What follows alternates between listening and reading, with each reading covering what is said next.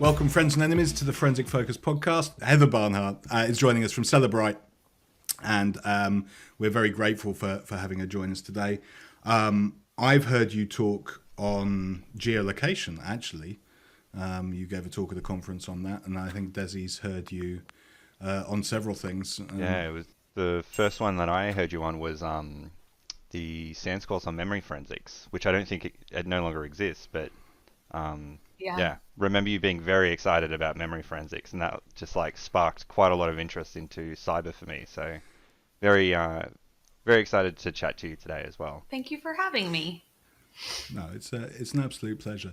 And I mean, we've both been sort of suggested a list of talking points, but I saw recently a Twitter post from you to do with image identification as to whether it was AI or not. So before we kick off into what is largely AI and things, do you want to give us a bit of your background and introduce yourself and let us know how you ended up in this twisted field that we all call home? Sure. I love how you say making friends and enemies too. So hello, friends and enemies. I love that. I have been doing digital forensics now for 21 years, a really long time. And I never wanted to do this with my life. I thought it was a short stepping stone. And now I cannot imagine my life without it. I truly don't think, like when people talk to me, like, when do you want to retire? Never. They're like, oh, you should retire in 20 years. No, I'm not going to do that. That's insane. But I am currently the Senior Director of Community Engagement at Cellebrite. And my biggest goal there is to create a place where people belong, whether it's friends, enemies, newbies, seasoned professionals that just want to keep learning and actually be able to speak the truth behind the data versus believing in the narrative. That's my biggest thing. So being a good message out and a better message inward to the product. I am very active at SANS still, doing curriculum lead, authorship, teaching. I've worked everything from child exploitation. That's actually oddly how I started my career. So it's strange with AI how it circled right back to it. But I've been really heavy in mobile forensics for the last, oh my gosh, since 2009. So really long time.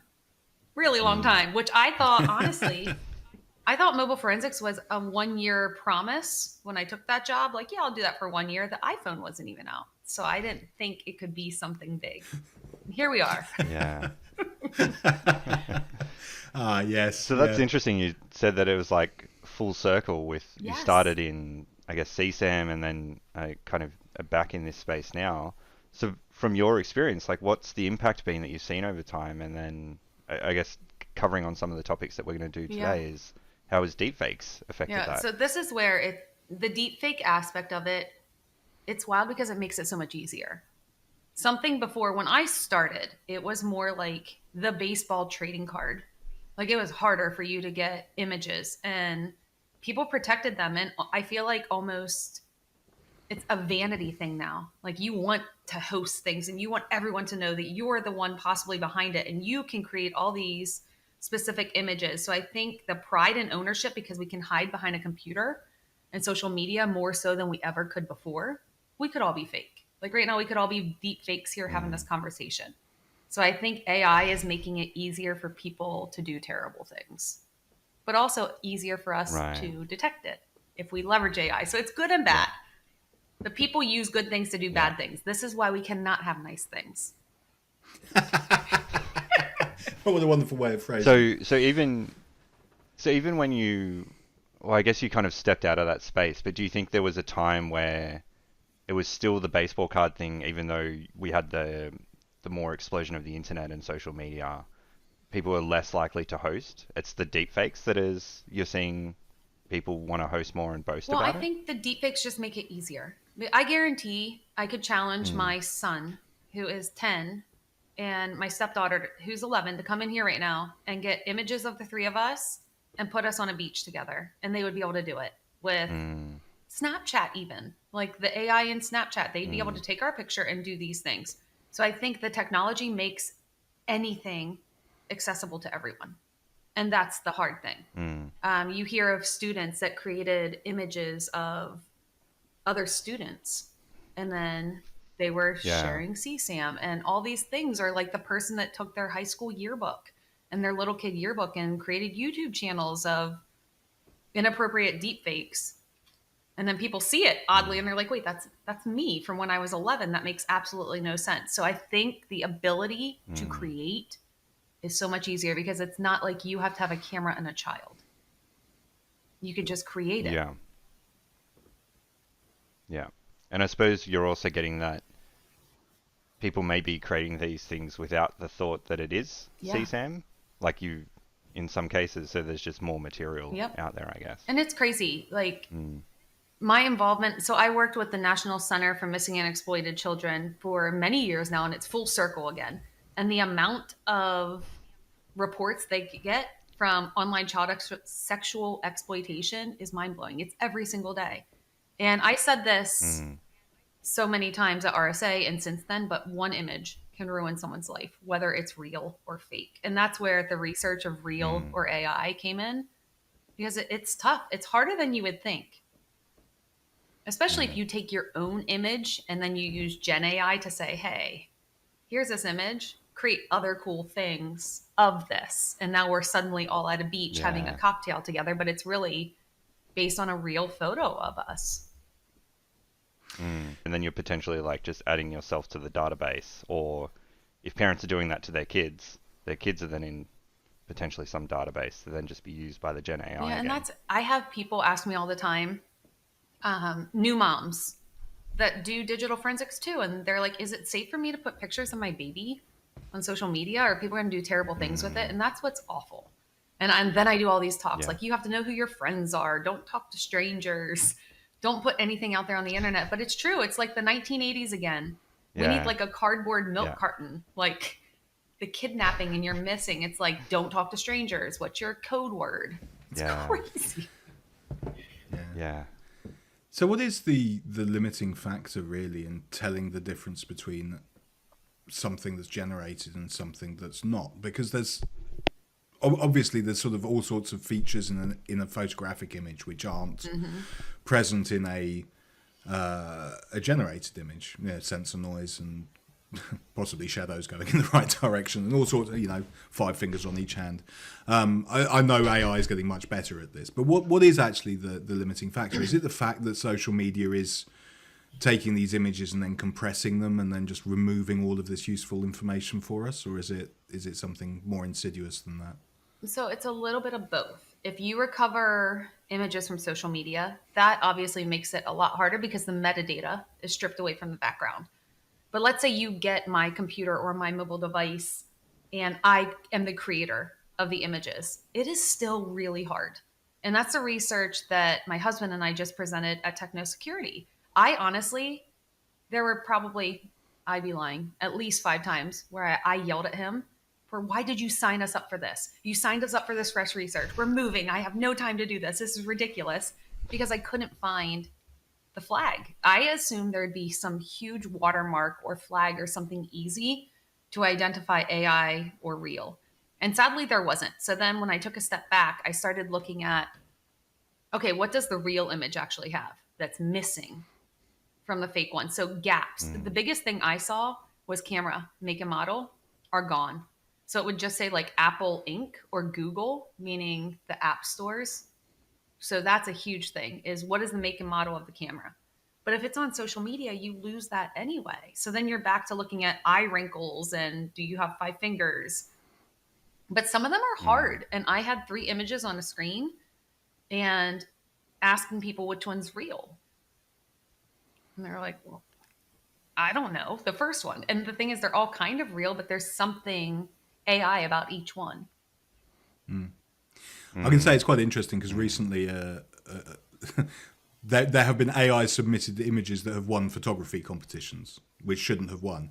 But there was a reverse of this, that a guy submitted a real image and won an AI photography competition just recently, because it was such a good photo that basically didn't look real, but it was absolutely genuine. So we already have a difficulty in telling as human beings whether something's real or not. So, with removal of metadata and the other sort of lower level information, it does become ridiculously hard.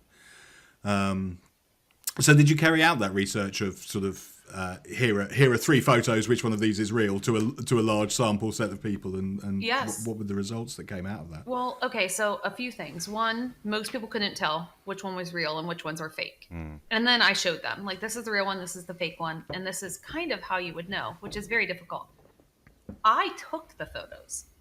Had I not known, like, it's really difficult on which are real or fake. But one thing that scared me is when you poll an audience, I think we had 240 people in the room. When you ask them, what is AI? What is Gen AI? What is machine learning? What does it mean? No one knows. We all know just enough to be dangerous. And I feel like everyone's chasing it, wanting to be the thought leader of AI. And we're all learning. And clearly AI has been around a long time. Like at Cellebrite, we've used AI for machine learning and facial similarity. Is there a beard? Is the person a blonde? So things like that. And I even said, when people are so against this, our phones use it and they've used it. You can search for dog, you can search for child, you can search for beach, and your phone knows because there's databases in your phone that categorize that for you by machine learning. So it's always around. It's just, I think, honestly, the fact that it happened to Taylor Swift is terrible for Taylor Swift, but fantastic for humanity because everyone cared.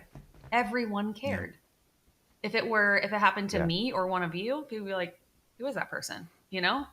We are celebrities. Yeah. I know that, but seriously, like if it's a huge person that little kids adore, the public generally likes, she seems like a good enough human, and then all these horrible images appear, it caught attention.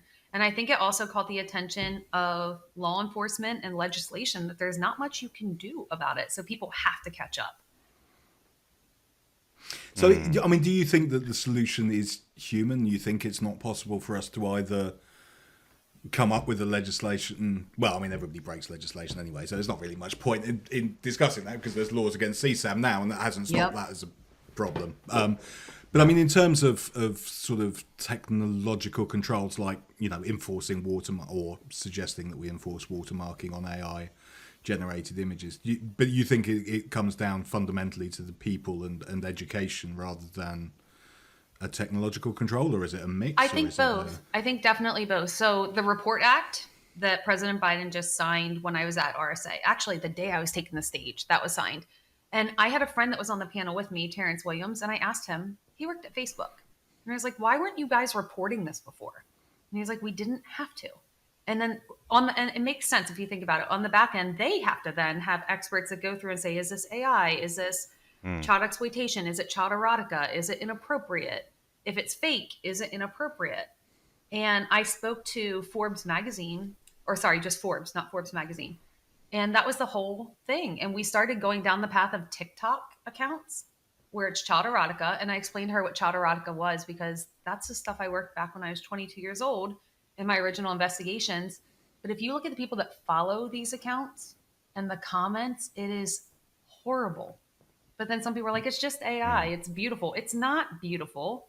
It's children in inappropriate positions in adult garments that they shouldn't be wearing. So it's completely inappropriate. And then I was on an AI panel at Techno Security again. Second time I've mentioned that. I should get like a special t-shirt from Techno. But I was on an AI panel with our, Cellebrite has our philanthropic partners. So Exodus Road, Matt Parker was up there, and representation from National Center for Missing and Exploited Children and Raven. And Raven deals more with like the lobbyists and the legislation and trying to get more things in place. Because I think the more laws that are in place to stop it will obviously help.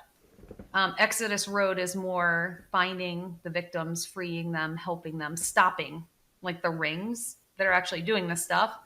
And then NECMEC is there to receive the reports, help with the tips, help educate, and help support.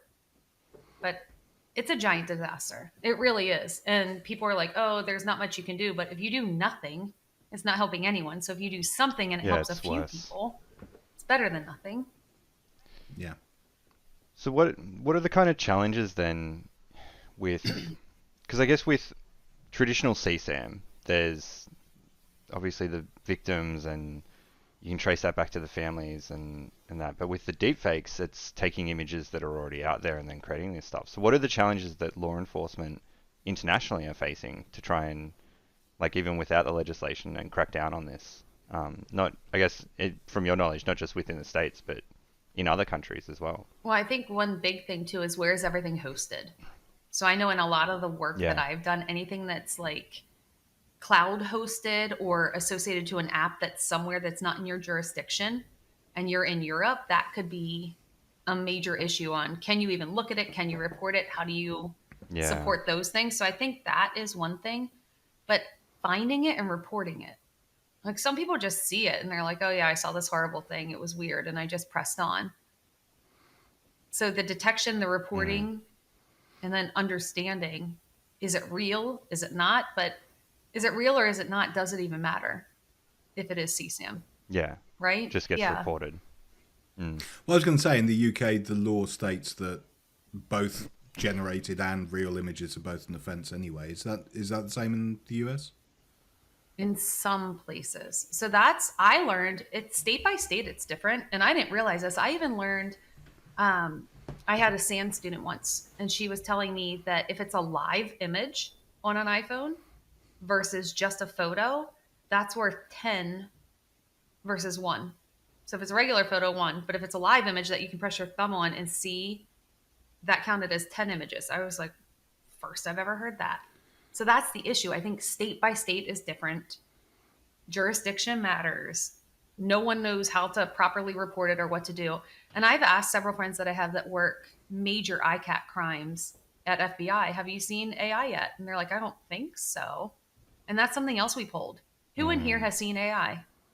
And they didn't, like in a CSAM or ICAC investigation, and they didn't raise their hand. And then we said, how many people here don't know if they've seen it? And almost everyone raised their hand because they're not sure what's real and what's not, and then what to do about it either way.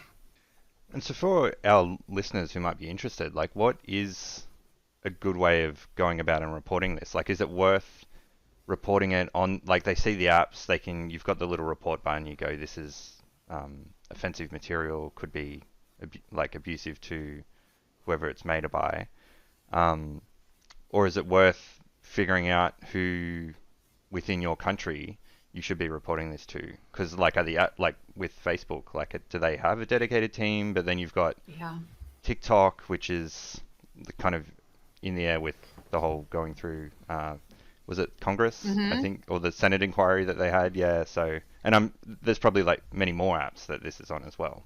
I would recommend reporting it where you see it, but also taking it a step forward or further if you can, and go to takeitdown.org. And it's on NECMEC's site.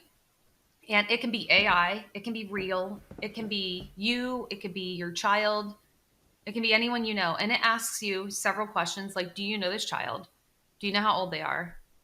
Do you know who created? So you answer questions, yes or no.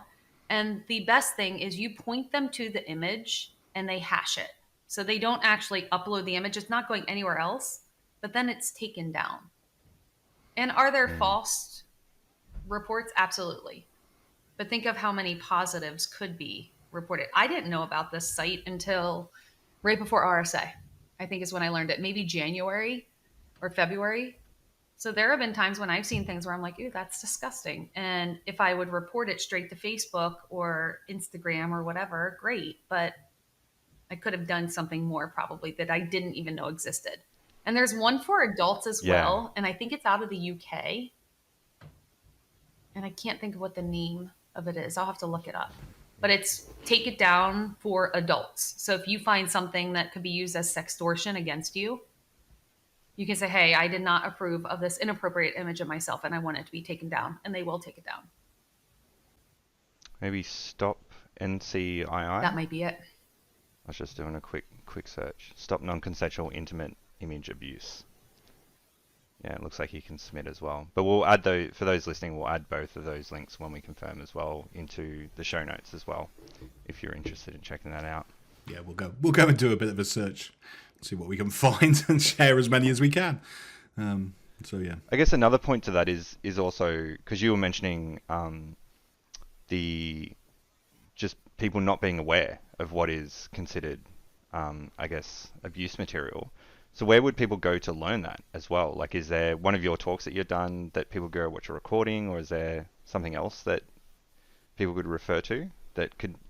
Because I guess you need to be able to see it first before you know what you're looking So at. you mean to learn what inappropriate material is? Or Well, even like we were even talking about the TikToks, Yeah. right? And the Gen AI, like it's young girls, like TikTok feeds are curated, so maybe only 1 in 100 you're coming across that. So just for people to be aware yes, you know what? I'm pulling up the of what article is right not now. appropriate. And she gives really good examples of, okay, the title of it is so bad, but it is. It's terrible. It's, I want that sweet baby. Yeah. Yeah, okay, that is a bad title. I agree. Okay. Yeah, it's a Yeah. bad title. But Bad you can title. also look up AI generated kids draw predators on TikTok and Instagram. That's a cleaner thing, Okay. but the title of it, she got your attention. She took one of the comments from this AI generated, and I don't know if you want to specifically call out the TikTok page. I don't care. I'll tell you exactly what it is if you want to. It's Yeah. gross. I'm surprised it's still up if it's getting I know. garnering attention. And it's all child erotica. Oh, is this the um, AI generated kids one? That's the Forbes article? yes. Yeah, cool. We'll add that to the show notes as well for those that want to have a read. And I wonder if they took. Maybe it's migrated to a different account now. It seems like it got some attention, which is good. No, it doesn't seem like it's existing there. But I found some others too, and I found some names of the people that were following them. And we started to try to focus on that because it seems like digging into the followers of these accounts could be interesting, especially for law enforcement or anyone that wanted to chase it down.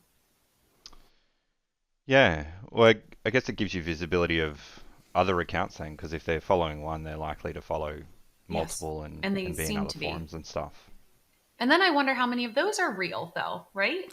But that was my follow-up question is given that my completely decent, although very boring Instagram account, I constantly get junk mail coming in saying buy 20,000 followers for X pounds or whatever it is.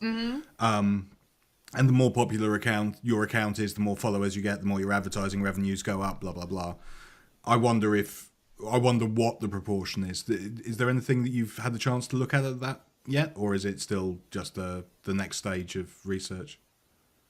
Pretty much the next stage of research. So I think I'm going to keep diving into this because the topic keeps coming up. And I feel like I honestly wasn't sure at RSA if I was making a huge mistake talking about AI and CSAM and sextortion and deepfakes, or people would take interest in it. And it has like come back full force to me. And I was like, oh, okay, chose a good topic. Clearly it was relevant and everyone seems to care. So I'm going to keep researching it, even to the level probably of app teardowns to see if you find a specific app that you think created a photo, all the ways to tell if it was AI or real and where the original images came from.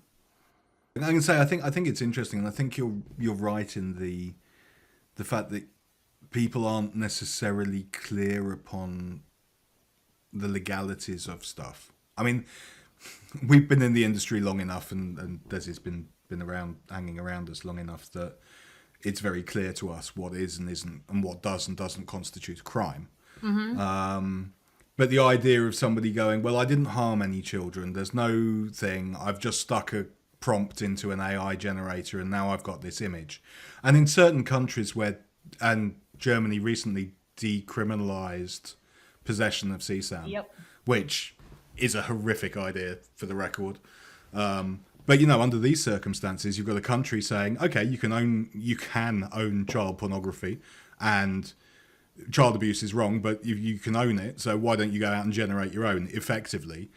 I think it's a real issue that this, and Desi fairly asking, how do we identify it and how do we report it, is it's actually a challenge at the lower, certainly at the lower end of the spectrum. I mean, the top end is very obvious what is and isn't, but the lower end, I think it's it's not clear to quite a lot of people what actually constitutes child exploitation as a concept. So You're exactly yeah, right. I do. And even the journalists I spoke to at Forbes, when I said child erotica, that was a new term to her. And she's like, what does that mean? And I was like, well, it's not full on CSAM, but it's inappropriate children in positions, even looks on their face or activities they could be doing. There's this mom on Instagram and TikTok, and she posts her daughter, and she gets a lot of flack for it. I don't know if you want me to say the name, but I think in erring carefully, yeah, we'll let the listeners use their imagination. As yeah, to they this. can And look. But she'll do I'll give an things example like, in a second as well. So yeah, she'll hand her daughter, who is 3 years old, a popsicle, and she's in a like a skimpy bikini, and then she takes a million pictures of her daughter like eating this popsicle, and it's the way it's proposed is so inappropriate. And she may be doing it for likes. Her daughter's adorable, but think of the people that are looking at this stuff. That's where I'm like, come on, what are you doing? I had quite a similar case. And it's a thing. I'm gonna say I don't mean to suggest it's only an American thing, but the idea of beauty pageants in the US, where children are being dressed up and made up and John and Benet all of this. Ramsey. I had a case of that I dealt with a lot of CSAM related to that, and the images went from what you expected to see as the sort of publicity shots that you see on television for the beauty competitions, reality TV shows that we see, and it just got worse and worse and worse as it went on. So yeah, the start of it is the sooner we nip it in the bud, the better, is my opinion on this one. So. Well, it's an interesting point there in how child erotica this is the first time that I've heard that term, and it makes complete sense. But if you look at media, traditional media, TV and print, children have been exposed in that sense since it began, like under 18 minors, particularly like the music industry, like I said, the beauty pageants. So have you seen any, because I think that's a societal problem, like we're just desensitized almost to that because it's being used as a marketing tool. Is there any education happening at the moment, or where you've seen or research into it around the ethics and teaching people that child erotica itself is a part of a broader problem of CSAM, and from a young age we're potentially trying to teach kids that ethically doesn't matter what the legislation is, that it's So wrong. there's a few things here. One, I mentioned the Exodus Road. Matt Parker is co-founder of that, and he actually emailed me this morning to remind me there is a training available. It's called Influenced, and right now it's offered only in person. But I as soon as he mentioned it, I was like, oh, we got to get this word out there, and it's going to be online, but it's education on what everything is, like what is CSAM, what is child erotica, how to prevent it, how sextortion happens, how trafficking happens, like how easy it is to go from a normal conversation down this crazy rabbit hole. So that I think is more designed toward parents. However, I started even RSA, like my son joked with me when I mentioned how he thought Mike Tyson was following him on Snapchat. And this blew my, I was like, you've got to be kidding me. I'm driving, I'm looking back, like doing the arm over the seat lecture. And I'm like, are you serious? I was like, one, if Mike Tyson's following you, that's creepy. And that's not okay. He doesn't want to be friends with you, Jack. And I was like, but two, how do you even know it's Mike Tyson, Jack? It could be someone that's fake. This is exactly what I'm talking about. So I gave him the whole sextortion talk. And then even from the other side, like if his classmate sends him an inappropriate photo, he has to tell me immediately, because I was like, Jack, that could turn into the police knocking on our door and saying, your son has this image and he created this. I was like, and then I can't defend you. So I think you have to not be afraid to talk to your kids and tell them this is what happens. And back to Taylor Swift, like my 7-year-old She's like, Mama, someone put really mean pictures about Taylor Swift online. And her concern was Travis Kelce was going to break up with her. I'm like, gosh, Natalie. But she knew it happened. And she's like, they were fake pictures and they were mean and they showed parts of her body that people shouldn't see. And I was like, you're correct. It's inappropriate. And I think just talking to the kids about what is appropriate, what is not, what do you see when they have to tell, I think that's going to be our best next line of defense, because they're the ones that are going to have it happen to them, unfortunately, and the ones that are going to be the creators. Yeah. I can say it's an interesting point that you bring up about that underage sharing of images, which to them may not have any sort of malicious intent or anything other than curiosity.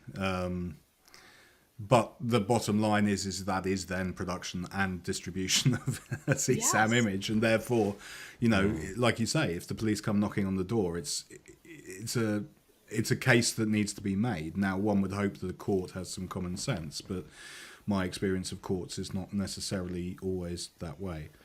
Yeah, and I don't know if you all are seeing this, but I've helped with some cases where someone gets caught doing something. They took a photo of someone, they shared it with another person, and then they delete the app and they delete the picture. I'm like, why did you delete it?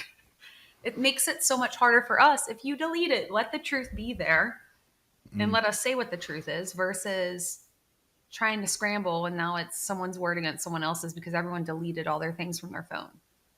Yeah. Yeah. It's harder to work with less evidence. I mean, the same for every aspect of forensics and digital forensics and meat space forensics, and all of it is that the less information you have to work from to create your picture, the less full that picture is. And so yes, the people and people do, and you know, they do it because they've used the app and they've got bored and they've thrown it away, or they panic and they delete it, or all sorts of things. But yeah, essentially evidence is ephemeral, or some evidence is ephemeral and you can't get it back. So I love the word ephemeral. It's a I good don't word, love isn't it? what it does to us forensically, but I love the word. And you know what? You just motivated me. Now I wish I knew the proper platform to even do like little mini series on talking to kids more than just going, I'll go to a random school, a high school, and talk about their digital fingerprint and how everything they do can wreck their future. But just to remind kids on, if you're asked to do this, this is something you should do instead. And there's, what is it called? The noescaperoom.org. But that's also more for parents to see within 10 minutes how their kid can easily be sextorted. And it's terrifying. It's like a choose your own adventure, and you choose the answer that you think the kid will say. And then it tells you essentially how it's going to go wrong. Anyway, it's like there's no good to come of it. But I did it honestly on thinking, okay, this is what's going to happen. And it's terrifying. But no one's really talking to the kids except trying to educate parents on this is what it is. You could create a Heather Teaches Digital Forensics Kid YouTube channel, and you can have like a little stuffed animal and talk to kids. And it's like I don't know whether the US has like Play School, but we have it in Australia, and it's like they go through and tell them stories that way. But yeah, if you've got the kids channel, then it gets pushed out to the kids. Do it that way. I should do that. I think, like you said, you know, you're going out to do education in schools. I've seen other people doing it. Some of my colleagues go out and do it, who are better at talking to children than I am. They tend to run away from me for some reason. But I think it does need to become part of the curriculum. Fundamentally, now we accept that we're going to teach them Scratch programming because everybody needs to be a programmer, but we don't teach them that, you know, posting stuff on social media is not that great an idea. My children have been terrified over many years of terrible stories, so they're very well behaved, or at least they appear to be, at least to me. Same. I probably share too much, but I want them to think, if you post on YouTube, someone's going to know where you live and they're going to come here and get us. Yeah. So yeah, it's pretty much that level here as well. But and you know, it's an interesting one though. Is where where should that responsibility lie? I mean, ultimately, all responsibility lies with parents to look after their children. And my feeling is that part of the issue with society is that parents don't take enough care. That's a broader conversation to be had. But the thing is that I don't think parents truly understand, and then they're told that they need to talk to their children about it, and then they have a conversation going, well, please don't buy extra things in Fortnite because I can't afford it. Yep. And that's the bit they understand, where there's a financial implication. But like you say, you go into a scenario and you follow through the questions, and suddenly the computer's been owned and the camera's on and it's watching you in the middle of your bedroom while you're asleep, and everything goes, well, to use a phrase, wrong. So yeah, it's an interesting problem where technology is advancing faster than knowledge is advancing in the general populace. Yes. Well, it's advancing faster than its knowledge is increasing in me as well. I find, generally speaking, the amount of research that I do now to take on a new case is quite astonishing. It used to be that you would do it on the basis of what you'd done before, and now it seems to be a research project from the outset. Every single time. I agree. Yeah. Every case I touch, I'm like, here we go again. It's true. It's true. Yeah. I don't know. I think in today, kids I think are more tech savvy. We are different because we do this for a living. But most of my friends have no idea how to even set up parent-child accounts on devices. So their kids just have full access to everything. They don't know how to get into it. So I think there's that ignorance, but I also think we live in this bubble of, oh, I can't talk to my kids about that. Like, you want to pretend it's not going to happen, and then it does. Yeah. Which is unfortunate.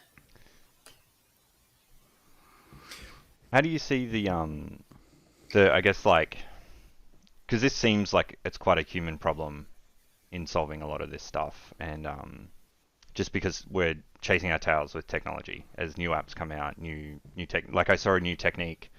It was coming out for Adobe, the whole hand thing with AI, how there was always like 7 fingers and it was kind of all messed up, and Adobe's like, oh, we've solved the problem, and it's like you can get much better photos now, which is great for whatever you're legitimately using it for, but it means actual material like this is easy to generate.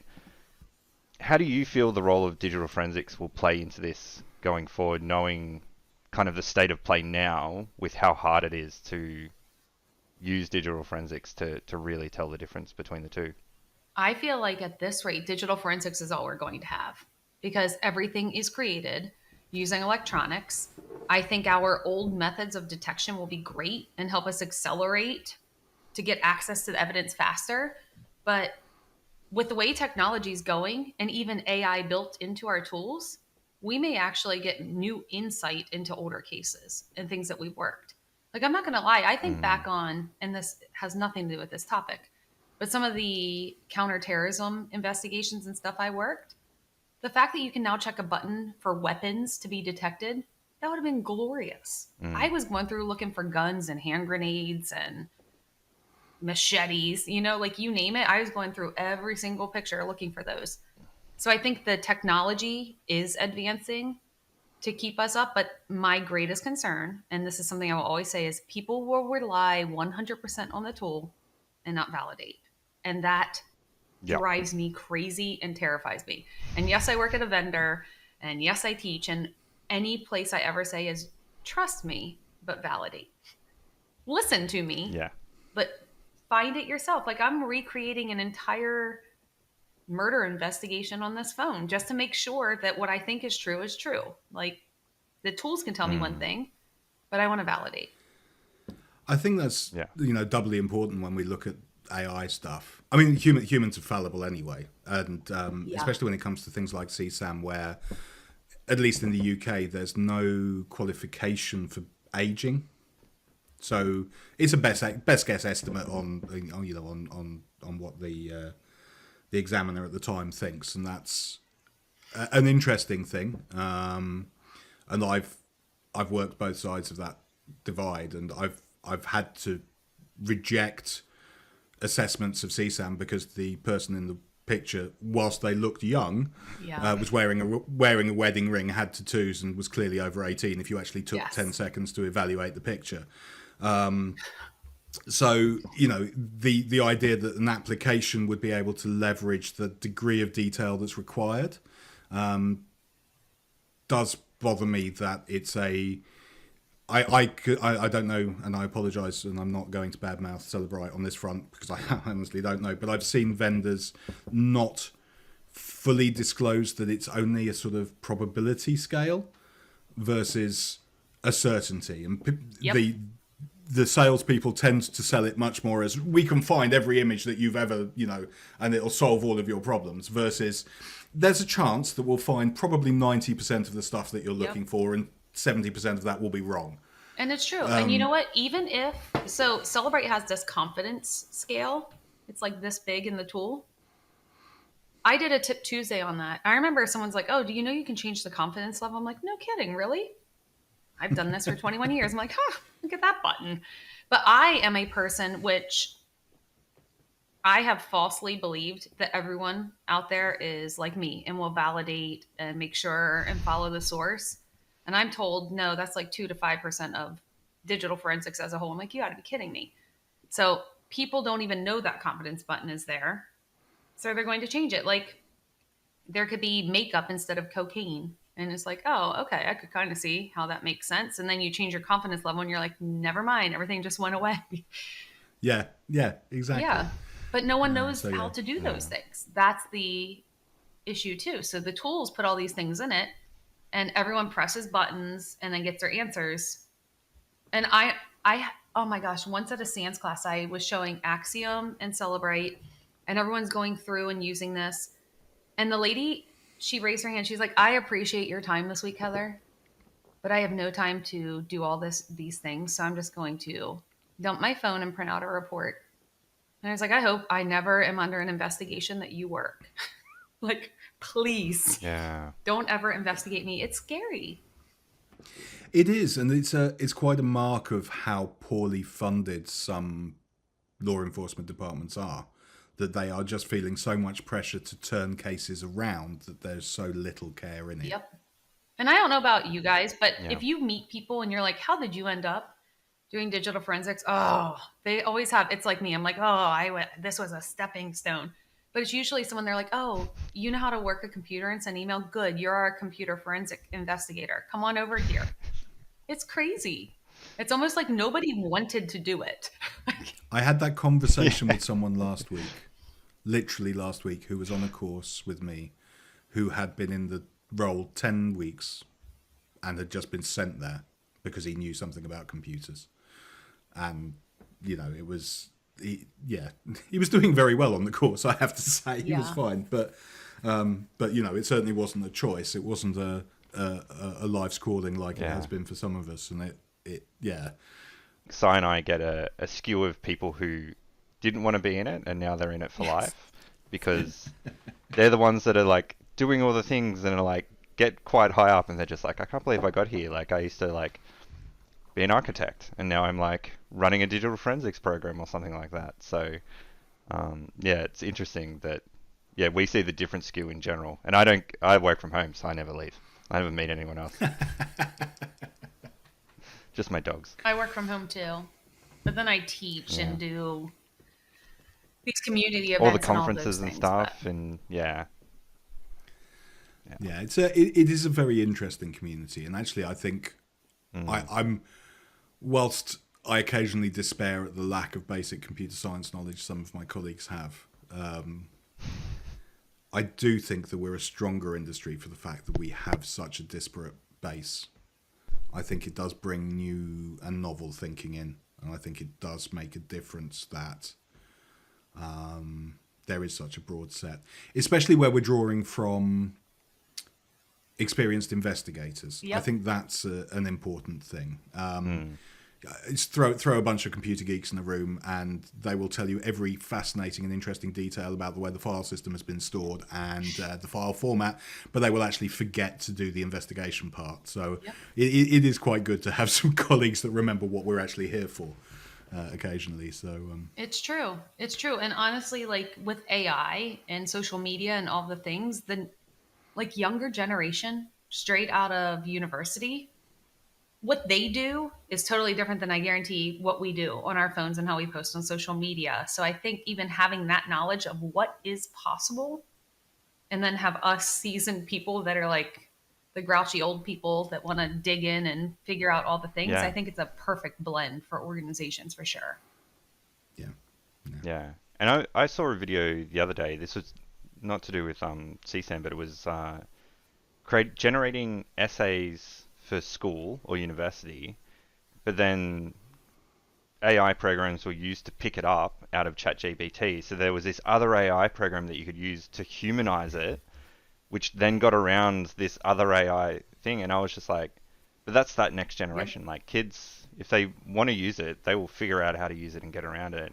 And a portion of that society, unfortunately, will turn into the bigger figureheads in this Yep. space of creating CSAM and avoiding detection. So yeah, it's next level, isn't it? it's just been interesting. My son will, if he ever listens to this podcast, will complain about me outing him for this. But in his era, he just changed the Wikipedia entry to read what it was that he wanted it to say, so that he could win the argument. And with me, I hasten to add, he was like, "Dad, let's check it on Wikipedia. Oh, look, it says what I'm saying. It says." That's good. Little sod. Yeah. So yeah, they are going to figure out ways of using technology that we'd never even dreamt of.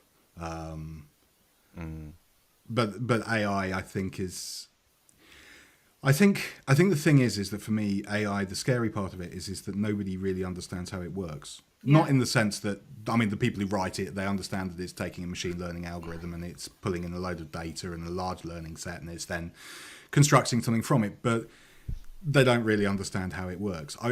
Open white box AI, where you can see how it's come to it, is rare. It does exist and it is possible, but it's very rare. So, for these scenarios, it's very, very difficult to understand what's going on and what the implications of running it through 3 different AIs actually is, and where those intersections are going to be. And we've seen that problem with the inherent racism and sexism we see in AI generation, especially image generation. You put in a request. It's gotten better, but you used to put in a request for a role. If you put in a nurse, you would end up with a white woman. If you put in a doctor, you would end up with a white man.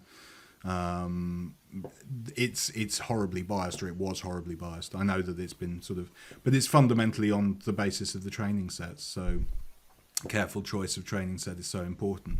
What's next on, I guess, your roadmap of this career that you didn't want? Where are you going to next? Research? So honestly, if I could do anything, if you're like, Heather, what do you want to do? And it doesn't matter. I love doing this stuff, like right here, doing research, talking to people about it, trying to stop the ignorance in DFIR and educate people on how to do things quickly, because people don't have time and they don't have time to properly train. They don't have time to validate. So just education in general. But I love the research. I want to keep doing the research, but based upon conversations like this. I love reaching out to the community, talking, researching, and I still love working the hard cases when people get stuck and they're like, help us solve it. That's what I want to keep doing. Yeah. So I hope that's what's next. What I don't want to be next is just straight into like manage smart people that get to do all the fun stuff. I don't want that. I like to be a worker bee. I like to do the work. Yeah. Yes, it's terrible when you watch smart people working and you're like, I just want to join in. Yep. Apparently, Cellebrite uses our own AI learning. So I think that it's the same thing as machine learning. The more you feed it, the smarter it gets. Fair enough. You just have to figure out what you're feeding it now. I know. What are we feeding this beast? Do tell. I think this has been absolutely fascinating, and I hope that you will join us again in future to talk about where your next piece of research goes. I will. Because first of all, you're an excellent guest, and it's wonderful to talk to you. And you've made this a very easy and pleasant hour that's zipped by. Yeah. But what you're doing is really important, and I think breaking the cover on what appears to be a black box of AI is the only way we're really going to make it a tool for us to use and leverage, as opposed to a tool that owns us. You don't want to go down the Terminator scenario too much, but I think the less we understand about it, the higher the risk we will be, all murdered by a T-1000 or something. So I think I think what you're doing is really important, and I'm really glad that you're sharing it with the community the way you are on Twitter and in your sort of outreach stuff. So thank you very much for joining us. Thank you. And thank you for letting me be so candid. No, it's a pleasure. Yeah, It's what we're after. no worries. It's been great. Like, I've learned a whole bunch, and lots of links for our listeners to go and hopefully educate themselves and just start that conversation with their friends as well, because I guess that word of mouth will help. Yeah. So really appreciate all that you shared with us today. Thank you for having me. A pleasure. Awesome. Well, everyone for listening, thanks for being with us this week. If you're watching it, you can get this on our website, forensicfocus.com. We're also on YouTube or any of your favorite podcasting apps if you just want to listen to us on the go. But we've had a really great time today, and we'll catch you all next time. See ya. Cheers. Thank you.